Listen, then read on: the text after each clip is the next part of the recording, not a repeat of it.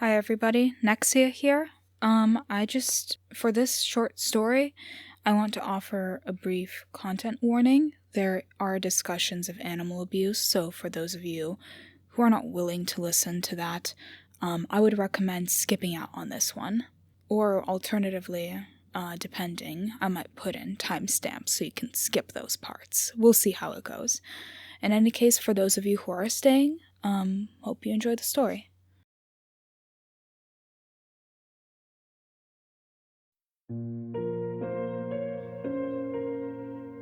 For the most wild, yet most homely narrative which I am about to pen, I neither expect nor solicit belief. Mad indeed would I be to expect it, in a case where my very senses reject their own evidence. Yet, mad am I not, and very surely do I not dream. But tomorrow I die, and today I would unburden my soul. My immediate purpose is to place before the world, plainly, succinctly, and without comment, a series of mere household events. In their consequences, these events have terrified, have tortured, have destroyed me. Yet I will not attempt to expound them. To me, they have presented little but horror. To many, they will seem less terrible than Baroque's. Hereafter, perhaps, some intellect may be found which will reduce my phantasm to the commonplace, some intellect more calm, more logical, and far less excitable than my own, which will perceive, in the circumstances I detail with awe, nothing more than an ordinary succession of very natural causes and effects. From my infancy, I was noted for the docility and humanity of my disposition. My tenderness of heart was even so conspicuous as to make me the jest of my companions. I was especially fond of animals, and was indulged by my parents with a great variety of pets. With these I spent most of my time, and never was so happy as when feeding and caressing them. This peculiarity of character grew with my growth, and in manhood I derived from it one of my principal sources of pleasure. To those who have cherished an affection for a faithful and sagacious dog, I need hardly be at trouble of explaining the nature or the intensity of the gratification thus derivable.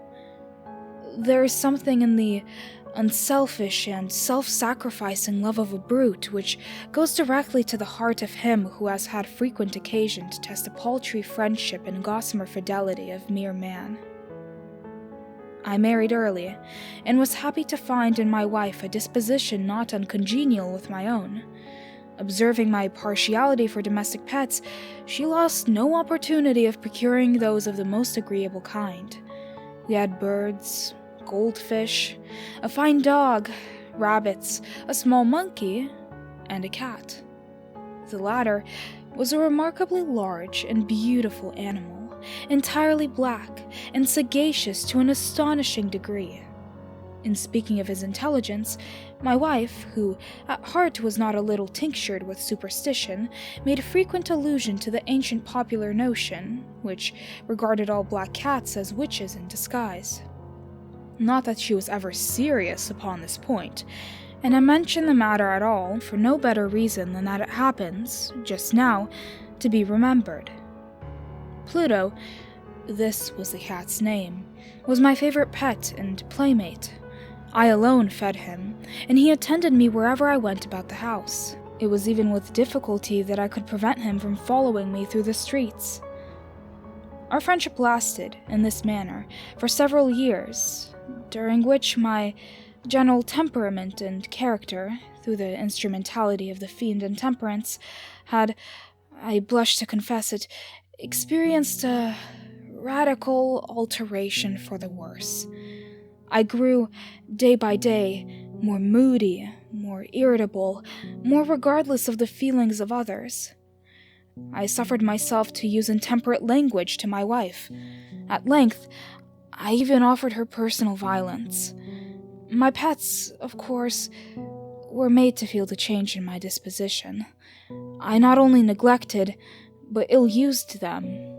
For Pluto, however, I still retained sufficient regard to restrain me from maltreating him, as I made no scruple of maltreating the rabbits, the monkey, or even the dog, when by accident or through affection they came in my way.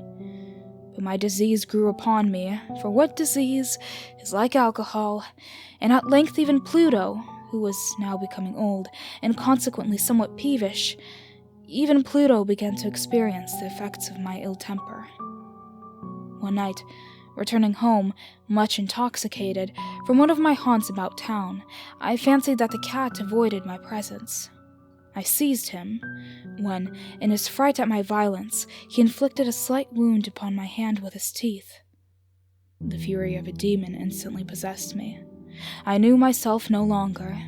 My original soul seemed, at once, to take its flight from my body, and a more than fiendish malevolence, gin-nurtured, thrilled every fiber of my frame. I took from my waistcoat pocket a penknife, opened it, grasped the poor beast by the throat, and deliberately cut one of its eyes from the socket. I blush. I burn. I shudder, while I pen the damnable atrocity. When reason returned with the morning, when I had slept off the fumes of the night's debauch, I experienced a sentiment half of horror, half of remorse, for the crime of which I had been guilty. But it was, at best, a feeble and equivocal feeling, and the soul remained untouched. I again plunged into excess, and soon drowned in wine all memory of the deed.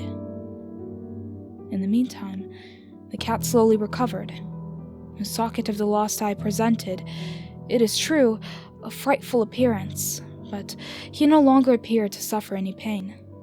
He went about the house as usual, but, as might be expected, fled in extreme terror at my approach. I had so much of my old heart left as to be at first grieved by this evident dislike on the part of a creature which had once so loved me.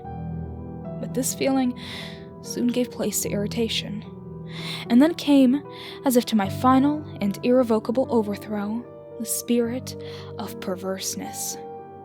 Of this spirit philosophy takes no account.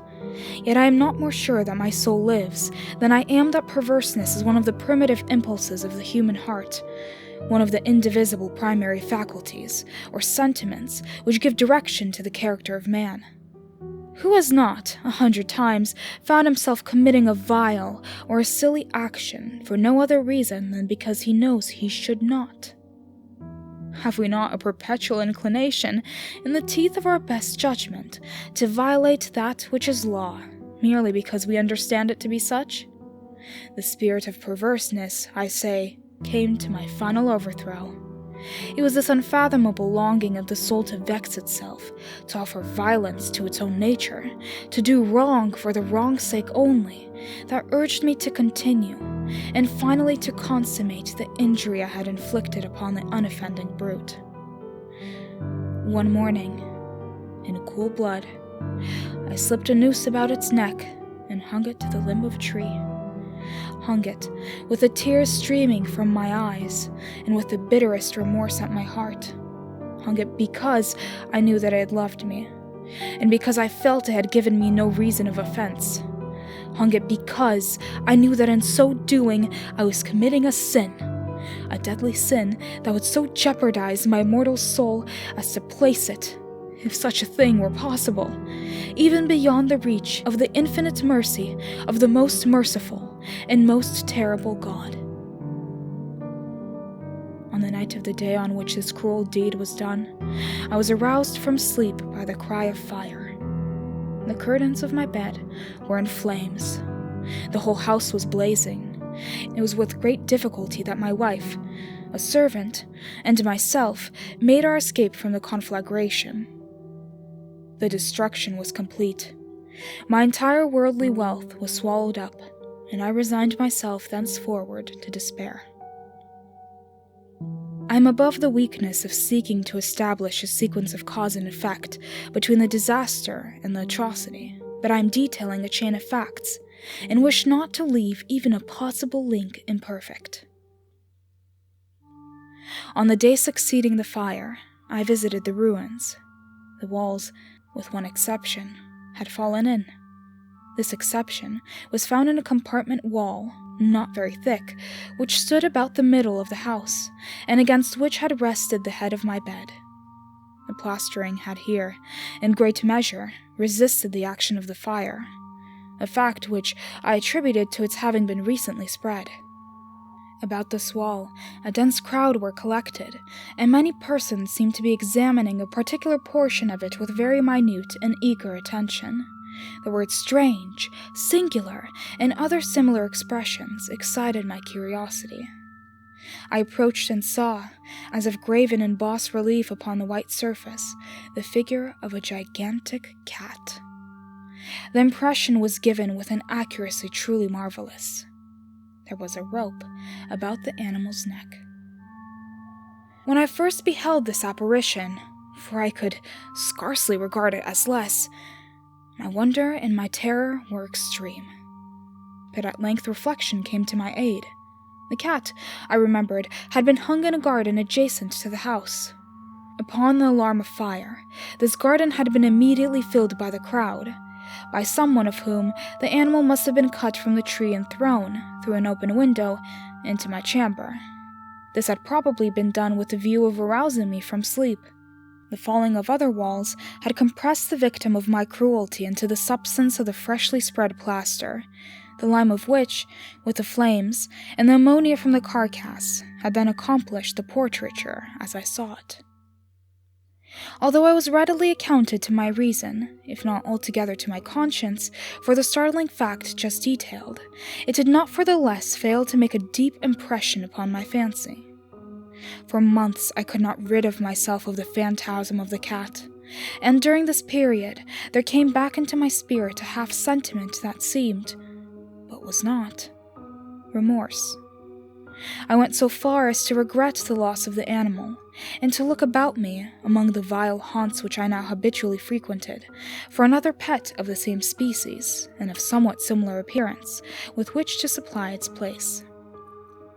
One night, as I sat, half stupefied, in a den of more than infamy, my attention was suddenly drawn to some black object, reposing upon the head of one of the immense hogsheads of gin, or of rum, which constituted the chief furniture of the apartment. I had been looking steadily at the top of this hogshead for some minutes, and what now caused me surprise was the fact that I had not sooner perceived the object thereupon. I approached it, and touched it with my hand. It was a black cat, a very large one, fully as large as Pluto, and closely resembling him in every respect but one. Pluto had not a white hair upon any portion of his body, but this cat had a large, although indefinite, splotch of white, covering nearly the whole region of the breast. Upon my touching him, he immediately arose, purred loudly, rubbed against my hand, and appeared delighted with my notice. This, then, was the very creature of which I was in search. I at once offered to purchase it of the landlord, but this person made no claim to it, knew nothing of it, had never seen it before. I continued my caresses, and, when I prepared to go home, the animal evinced a disposition to accompany me. I permitted it to do so, occasionally stooping and patting it as I proceeded. When it reached the house, it domesticated itself at once, and became immediately a great favorite with my wife. For my own part, I soon found a dislike to it arising within me. This was just the reverse of what I had anticipated, but I know not how or why it was, its evident fondness for myself rather disgusted and annoyed. By slow degrees, these feelings of disgust and annoyance rose into the bitterness of hatred. I avoided the creature, a certain sense of shame, and the remembrance of my former deed of cruelty, preventing me from physically abusing it. I did not, for some weeks, strike or otherwise violently ill-use it, but gradually, very gradually, I came to look upon it with unutterable loathing, and to flee silently from its odious presence, as from the breath of a pestilence. What added, no doubt, to my hatred of the beast was the discovery, on the morning after I brought it home, that, like Pluto, it had also been deprived of one of its eyes. This circumstance, however, only endeared it to my wife, who, as I have already said, possessed, in a high degree, that humanity of feeling which had once been my distinguishing trait, and the source of many of my simplest and purest pleasures. With my aversion to this cat, however, its partiality for myself seemed to increase. It followed my footsteps with a pertinacity which it would be difficult to make the reader comprehend. Whenever I sat, it would crouch beneath my chair or spring upon my knees, covering me with its loathsome caresses. If I rose to walk, it would get between my feet and thus nearly throw me down, or, fastening its long and sharp claws in my dress, clamber, in this manner, to my breast. At such times, although I longed to destroy it with a blow, I was yet withheld from so doing, partly by a memory of my former crime, but chiefly, let me confess it at once, my absolute dread of the beast. The dread was not exactly a dread of physical evil, and yet I should be at a loss how otherwise to define it. I am almost ashamed to own, yes, even in this felon's cell, I am almost ashamed to own, that the terror and horror with which the animal inspired me had been heightened by one of the merest chimeras it would be possible to conceive. My wife had called my attention, more than once, to the character of the mark of white hair, of which I have spoken, and which constituted the sole visible difference between the strange beast and the one I had destroyed. The reader will remember that this mark, although large, had been originally very indefinite, but, by slow degrees nearly imperceptible, and which for a long time my reason struggled to reject as fanciful, it had, at length, assumed a rigorous distinctness of outline. It was now the representation of an object that I shudder to name, and for this, above all, I loathed and dreaded and would have rid myself of the monster had I dared. It was now, I say, the image of a ghastly thing, of the gallows. Oh, mournful and terrible engine of horror and of crime, of agony and of death. And now was I indeed wretched beyond the wretchedness of mere humanity, and a brute beast, whose fellow I had contemptuously destroyed, a brute beast to work out for me a man, fashioned in the image of the high God, so much of insufferable woe. Alas! Neither by day nor by night knew I the blessing of rest any more. During the former, the creature left me no moment alone, and, in the latter, I started, hourly, from dreams of unutterable fear, to find the hot breath of the thing upon my face, and its vast weight an incarnate nightmare that I had no power to shake off, incumbent eternally upon my heart. Beneath the pressure of torments such as these, the feeble remnant of the good within me succumbed. Evil thoughts became my sole intimates, the darkest and most evil of thoughts. The moodiness of my usual temper increased to hatred of all things and of all mankind, while, from the sudden, frequent, and ungovernable outbursts of a fury to which I now blindly abandoned myself, my uncomplaining wife, alas, was the most usual and the most patient of sufferers. One day she accompanied me, upon some household errand, into the cellar of the old building which our poverty compelled us to inhabit. The cat followed me down the steep stairs, and, nearly throwing me headlong, exasperated me to madness. Uplifting an axe, and forgetting, in my wrath, the childish dread which had hitherto stayed my hand, I aimed a blow at the animal which, of course, would have proved instantly fatal had it descended as I wished. But this blow was arrested by the hand of my wife, goaded by the interference into a rage more than demoniacal. I withdrew my arm from her grasp and buried the axe in her brain.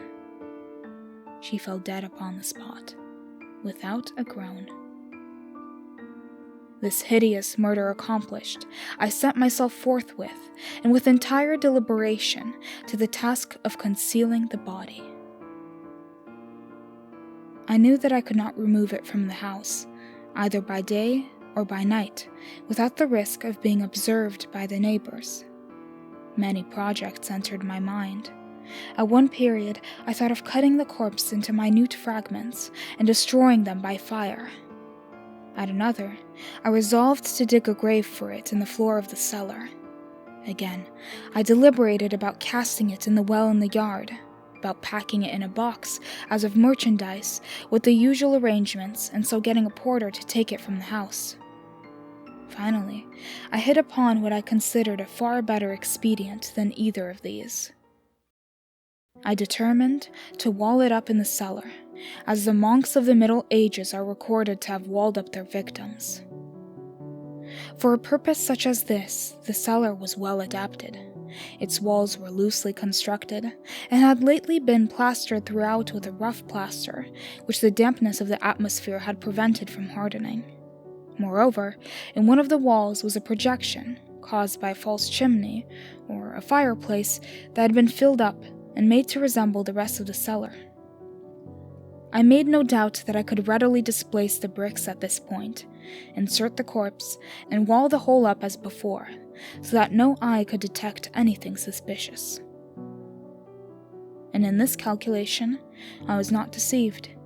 By means of a crowbar, I easily dislodged the bricks, and, having carefully deposited the body against the inner wall, I propped it in that position, while, with little trouble, I relaid the whole structure as it originally stood.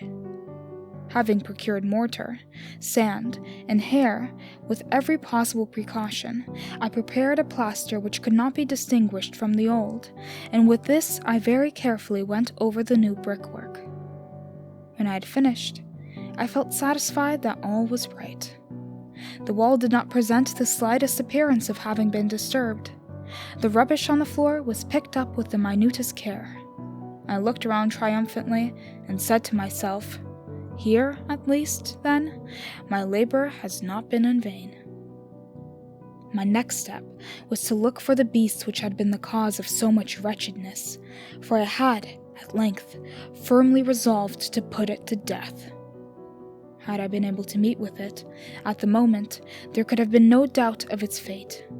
But it appeared that the crafty animal had been alarmed at the violence of my previous anger, and forbore to present itself in my present mood. It is impossible to describe, or to imagine, the deep, the blissful sense of relief which the absence of the detested creature occasioned in my bosom. It did not make its appearance during the night, and thus, for one night at least, since its introduction into the house, I soundly and tranquilly slept. I slept even with the burden of murder upon my soul. The second and the third day passed, and still my tormentor came not. Once again I breathed as a free man. The monster, in terror, had fled the premises forever. I should behold it no more. My happiness was supreme. The guilt of my dark deed disturbed me but little. Some few inquiries had been made, but these had been readily answered. Even a search had been instituted, but of course nothing was to be discovered. I looked upon my future felicity as secured. Upon the fourth day of the assassination, a party of the police came, very unexpectedly, into the house, and proceeded again to make rigorous investigation of the premises. Secure, however, in the inscrutability of my place of concealment, I felt no embarrassment whatever. The officers bade me accompany them in their search. They left no nook or corner unexplored. At length, for the third or fourth time, they descended into the cellar. I quivered not in a muscle. My heart beat calmly, as that of one who slumbers in innocence. I walked the cellar from end to end. I folded my arms upon my bosom, and roamed easily to and fro. The police were thoroughly satisfied, and prepared to depart. The glee at my heart was too strong to be restrained. I burned to say if but one word, by way of triumph, and to render doubly sure their assurance of my guiltlessness. "Gentlemen," I said at last, as the party ascended the steps, "I delight to have allayed your suspicions. I wish you all health, and a little more courtesy. By the by, gentlemen, this is a very well-constructed house." In the rabid desire to say something easily, I scarcely knew what I uttered at all. "I may say, an excellently well-constructed house. These walls— Are you going, gentlemen? These walls are solidly put together." And here, through the mere frenzy of bravado, I rapped heavily, with the cane which I held in my hand, upon that very portion of the brickwork behind which stood the corpse of the wife of my bosom. But may God shield and deliver me from the fangs of the arch-fiend. No sooner had the reverberation of my blows sunk into silence than I was answered by a voice from within the tomb, by a cry, at first muffled and broken, like the sobbing of a child, and then quickly swelling into one long, loud, and continuous scream, utterly anomalous and inhuman, a howl, a wailing shriek, half of horror and half of triumph, such as might have arisen only out of hell, conjointly from the throats of the damned in their agony, and of the demons that exult in the damnation. Of my own thoughts, it is folly to speak. Swooning, I staggered to the opposite wall. For one instant, the party upon the stairs remained motionless, through extremity of terror and of awe. In the next, a dozen stout arms were toiling at the wall. It fell bodily. The corpse, already greatly decayed and clotted with gore, stood erect before the eyes of the spectators. Upon its head, with red extended mouth and solitary eye of fire, sat the hideous beast whose craft had seduced me into murder, and whose informing voice had consigned me to the hangman. I had balled the monster up within the tomb.